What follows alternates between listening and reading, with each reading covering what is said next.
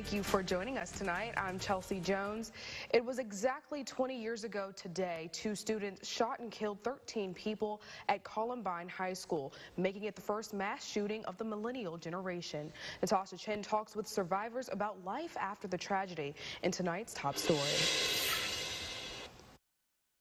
On a hilltop next to Columbine High School is a quiet space filled with 13 plaques naming the people who were killed on April 20th, 1999.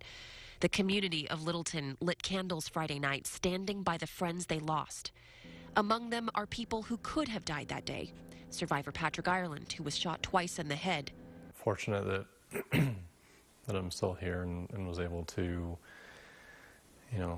regain so much of my life back. Frank DeAngelis was Columbine's principal at the time. He now dedicates his life to helping school shooting victims. Whenever I go out and do presentations, I start each of my presentations with the picture of each of the kids, and I read their names, and it gets me in a calming place that I know what I need to do. Survivors like Will Beck have also been approached by Parkland, Florida students. He says, don't be afraid to live your life. It was horrible. It dominated my life for a long, long time. But I still have a beautiful family, and I have a life that I was able to rebuild from that. Having a choice of being a victor instead of a victim can be a great positive message. In Littleton, Colorado, I'm Natasha Chen reporting.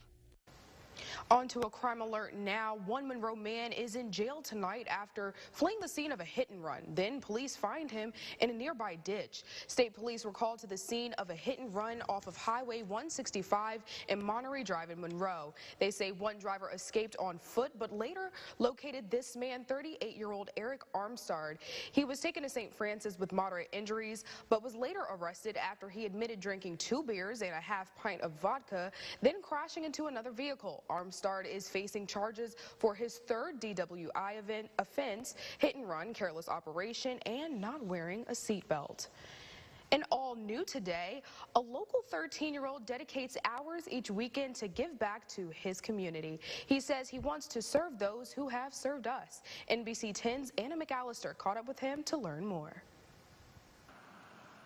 The Chennault Aviation and Military Museum pays tribute to those who served our country. Serving others is a true demonstration of selflessness and consideration.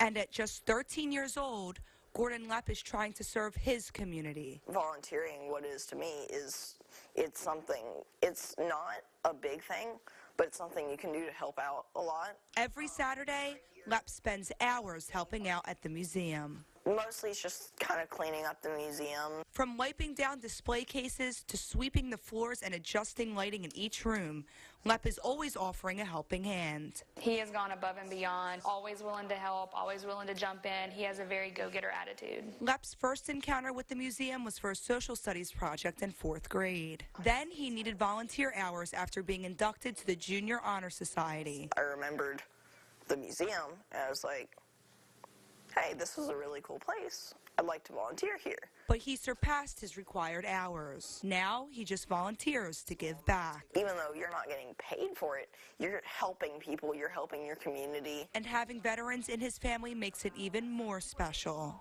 My mother was in the reserves. My grandfather served in the Coast Guard, died a couple years ago. And so, seeing some of this kind of brings back memories of him. For Lepp, volunteering is his way of serving others. Volunteering, yes, it's work, but after it's done, it's something that feels rewarding. It's something that it's amazing, really. What a great story. Lepp says he's working on getting his friends involved with volunteering too. And earlier today, Ruston residents had a chance to toss their used electronics the safe way. The city's e-waste recycling event kicked off at Ruston's historic fire station. Cars filled with electronic waste like keyboards and old radios, you name it, stopped by to drop off their gently used items. And this event they took in a ton of it actually. The items collected today will be donated to charity charity or resold to those in need. And staying with the Going Green theme, Black Bayou held its Earth Day celebration today. Park rangers say the event was all about educating kids on littering, pollution, and its effects on wildlife. Kids could come out and get crafty with arts and crafts, and they had a chance to visit with some of the animals. To try to get people more aware of how important it is to recycle, pick up after themselves, and also celebrate Migratory Bird Day as well, since as a refuge we're all about birds, and the birds are migrating. And the theme this year is about plastic, so back to the whole making sure we don't litter and all of that stuff. Black Bayou will host its grand opening for the first ever alligator exhibit on Earth Day, which is Monday. And to stay on top of every story in the ArkLaMiss, make sure you download the NBC 10 News app. Just search KTVE in the Apple App Store or on Google Play. And coming up on NBC 10 News at 10, Easter is tomorrow, but people at the zoo celebrated today. We'll take you to the extravaganza at the Louisiana Gardens Purchase and Zoo. And we'll take you to Family Fun Day, where we reveal the special project on the Fun Day agenda. But first, weather. It was amazing today, Brian. Oh yeah, and it's going to be amazing tomorrow too. We'll have beautiful weather for Easter Day and a great day to do an egg hunt, maybe mow the lawn, but make sure that the kids have picked up all the eggs first. We'll time out when the rain chances will return to the ArkLaMiss when NBC 10 News at 10 continues. This weekend, take a tour through the St. Jude Dream Home built by Braco Construction in Egret Landing. It's got an estimated value of $450,000. Admission is free, plus while you're there, register free of charge to win custom design services and furniture, all valued at $10,000, courtesy of Sleepy Hollow Furniture. Come and see the home and, of course, reserve your $100 ticket. You could win a house, but you will make a difference in the lives of children with cancer. Hi, I'm Ken with Ken's Coffee Service, your local office coffee and filtered water cooler specialist, now offering your cheap whole home water purification system. Look us up on myarklamiss.com. Experience the phenomenal Grammy-nominated Celtic Woman on their all-new tour, Ancient Land. Coming to the Monroe Civic Center on Wednesday, April 24th. CelticWoman.com. I'm Connor, and this is my sister Peyton, all grown up just like the brand new Panzico Superstore. Now with over 50,000 square feet of plants, accessories, outdoor living furniture, and decor, you'll find everything you need to be green all in one location. Create the perfect landscape. Now is the time for Fertilome St. Augustine Weed and Feed. It is a pre- and a post-emergent weed killer that will clean up your yard. Visit the all-new Sunny Panzicos Garden Mart, now open Highway 165 North Monroe. When I started looking for a rehabilitation center for my mother, my first concern was environment. Do their capabilities meet her needs? Is the center comfortable and welcoming?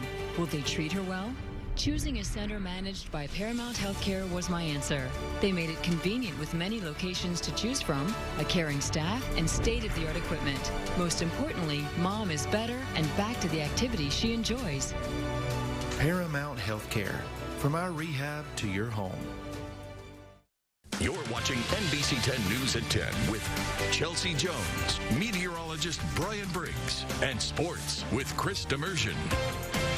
We're going to hop on over to the zoo now because it was packed with hundreds of children and families for a very hoppy event.